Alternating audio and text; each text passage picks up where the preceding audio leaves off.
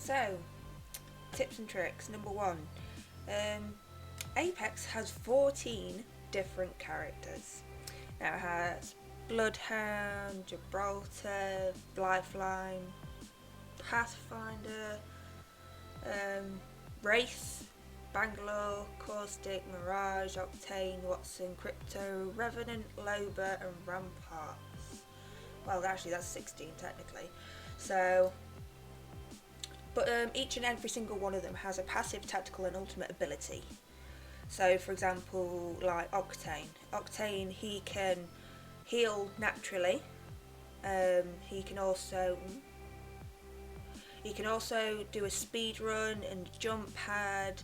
Loba, she has black market, so she can obviously pull up 2 items or so. She can take herself on the black market, which is like a little stand-up diamond thing. Then you get Lifeline. She has like the DOC health drone that tends to sit obviously out with a little shield as well that can also revive you when you're down. There's Bloodhound. Bloodhound was a really good one I started with. He's mainly a tracker. So he does like it looks a bit similar to like Assassin's Creed Eagle Vision kind of thing, except from it scans for the enemy. And then he also has obviously the Blood Beast Hunt thing as well. But there's so many that have so many different ones. You have to go through them all. There's so many. Like the Horizon, she has quite a few good ones. I know Crypto has a drone that goes out. I haven't got some of these characters myself, but they're going to be on the next priority of the list. Just thinking now. Wraith's a good one. She does portals. It's like she portals from one place to another place, so it's like she can go from one place to the other. So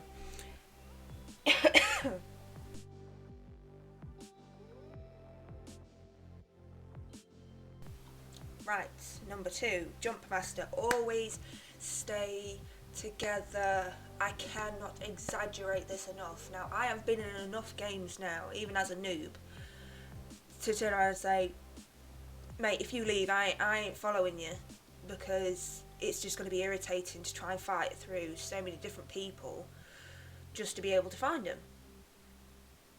Which, as you can imagine, is not great when the battlefield isn't actually that big, especially with this new heat event that's on.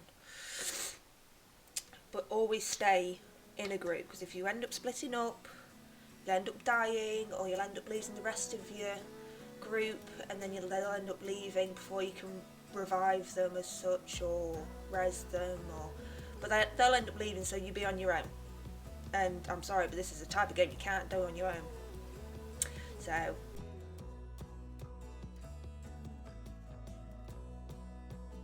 So again, I'm going to have number 3. Stick together and use your abilities, like all of them, because certain ones will do certain things. Like my favourite at the minute is Loba, and she sends out, I can't remember what the name for it's called, but she sends out this little ring off a bracelet thing, and it teleports her across wherever it lands. And then I get black market.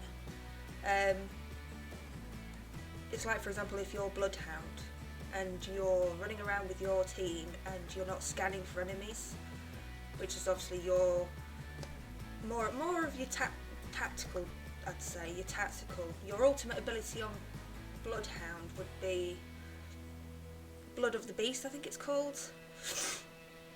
But obviously it's all different for different ones.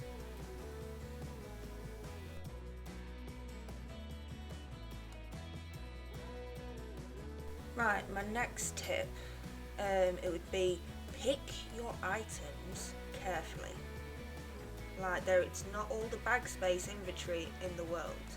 You're going to have to start amalgamating what you need, what you don't need, and figuring out, do you have enough of this, do you have enough ammo, do you have the armour, the shields, medkits, syringes, grenades, hop-ups, anything like that.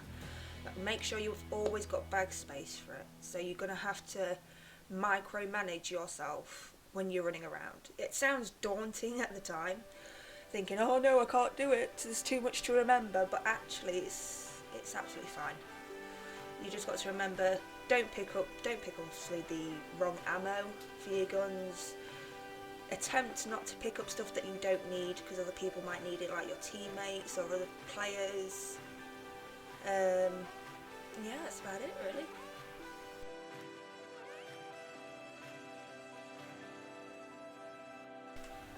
Learn your season's map. Like, seriously, at this minute in time, whilst I'm doing this video, at the minute it's Kings Canyon and Olympus that's normally up. Now, I was that stupid the first time I went into Olympus, I didn't realise there was holes in the map. So, idiot me kind of went straight through one of the holes in the map itself and I just died. It's like, earlier on, I was meant to jump over this like little fence gate thing, and I ended up going through the map. I glitched bad. So like, learn your map, learn where you get the high tier loots, where you get the mid tier loots, where, you know, it's mainly about your areas. It's like certain hot zones, I would say. It's like with the heat thing that at the minute, it's mainly based in one area, so I would say probably avoid it at all costs. I mean, yes, they do give you a heat shield, but to me that don't even last a couple of minutes and you can't keep shifting it with you or anything like that, so it kind of makes it a little harder. So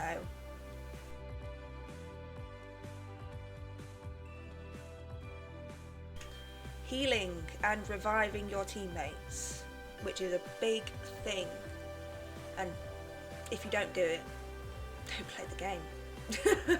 Simple as that really. Like, I mean, you have to heal out of harm's way no matter what you do, because if you keep standing there trying to bump up with a Phoenix kit, for example, or, you know, change your armour, or trying to use a syringe or a med kit, you're just going to get downed. And you are just going to be crawling across the floor to your teammates, asking to be rezzed, and yeah, it's going to take you a lot longer, and then you also put the rest of your team on the line, because if they die whilst you're down, that's it, squad wipe, that's it.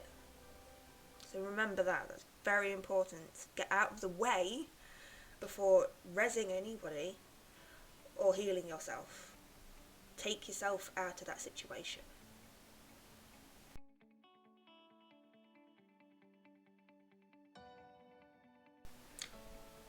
Ping system. Very, very important. Now, you can, with the ping system, obviously you can ping loot, an enemy, where you're about to explore, where you want to land, obviously when you're coming down. I mean, there is a lot more. You can obviously use your emotes on your wheel, and you can get your character to say different things that you've allocated to them, like rolling out the red carpet or the All Father, or etc. like that.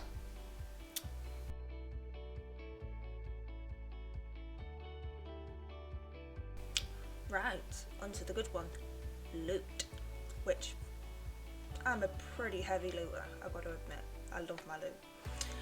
But obviously different types of loots, different ranges, so if you've played any games like, I don't know, World of Warcraft, Call of Duty, you know, similar things to that, like where they have like an original, special, epic, legendary kind of thing, kind of system, that's how it tends to go.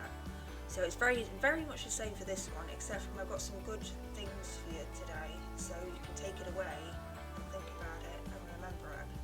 So, loot. Obviously you get white as your standard armour, your blue tends to be your rare, your purple tends to be epic, your yellow is normally Top Gear stuff, which is like a goldy one, so if you go past like anything gold, take it, no matter what.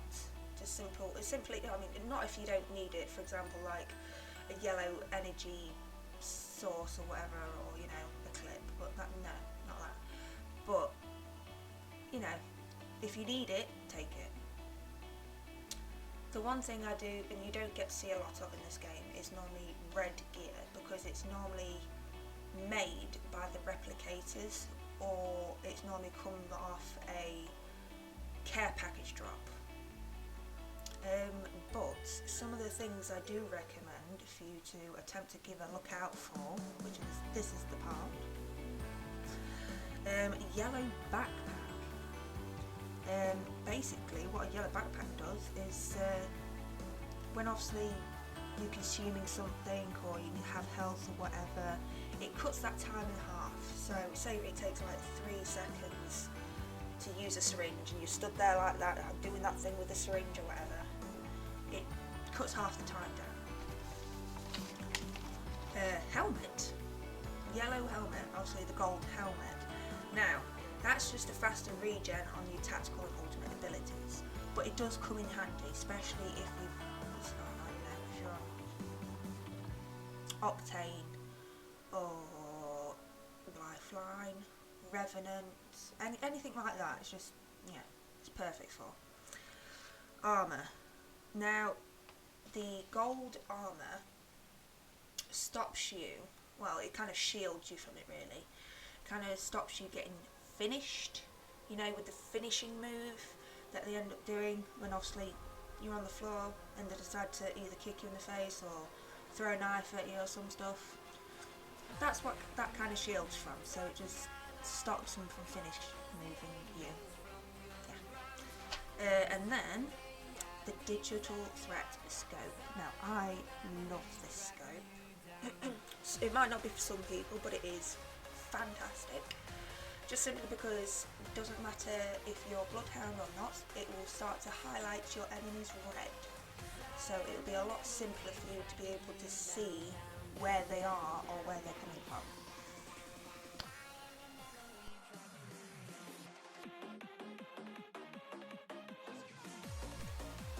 No, there you're going to throw it. You know that finishing move you want to do? Even though that their teammates still stood there. Don't do it. Silly. Just simply because. Do you really want to be the idiot that's attempting to do a finishing move whilst their teammates are still stood there shooting at you? Because as soon as you come out of that cinematic, you're done. Don't be stupid. Do it out of the way. Wait until everybody's gone, at very least.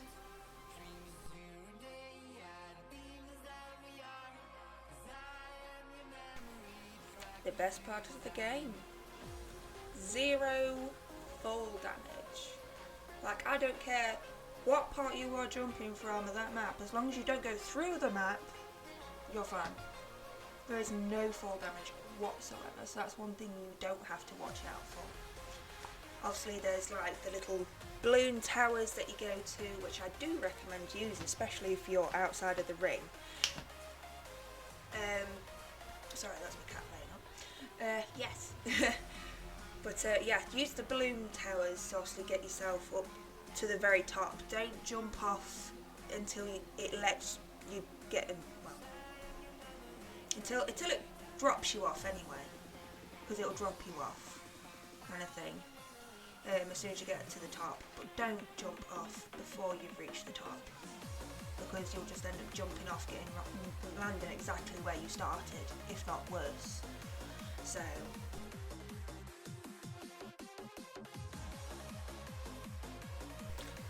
And last of all, attachments. Right, I know that many of you will probably don't understand them. Now, I barely understand them, but I just take it how it goes. Attachments can really make a gun, and it can really upgrade it. Such as your barrel stabilizers, your magazine clips, your extended magazine clips, which are normally for heavy and light and energy ammo, your stocks, you get your standard stocks, your sniper stocks and stuff like that. You get your optics, you can get optics for almost, no you can actually, you can get optics for all guns, and you get special optics for the snipers. Now I'm not good at snipers anyway, just, yeah. But Hop-ups. I do use hop-ups quite a lot, including obviously the barrel stabilizers and the magazines and stocks and stuff. So that's like the main part for me that I tend to go looking for. Hop-ups like the hammer point rounds, which is like the Mozambique, the quick draw holster for the Wingman, and the RE45, that little hand pistol, anvil receiver, skull piercer. I think the skull piercer is actually for the longbow sniper and the Wingman, which is more of the heavy ammo pistol. And you get the turbocharger as well. That's for the Devotion LMG and the Havoc rifle, which I'm not too keen on the Havoc rifle personally, but at this point, have fun! So hopefully I might see you on the battleground. Don't forget to subscribe. I just wanted to say thank you to everybody who watched my video, and I'm hoping to come back with more content now that I've obviously got a new camera and I've got some more software and bits like that. So hopefully in the next day or two you might be able to see some more of me playing Apex, and I'll be uploading some videos alongside Assassin's Creed Valhalla as well. But if you want to chat to me on Twitter or anything, or even add me on Twitter, you can chat to me on Twitch or even here if you really want to, because I mainly upload to YouTube anyway. So, but let me know what you think in the description. Description. See, this is why I don't make YouTube. Like, no, seriously though, but thank you. Thank you for watching my videos, for liking, and hopefully be subscribing. I shall see you soon.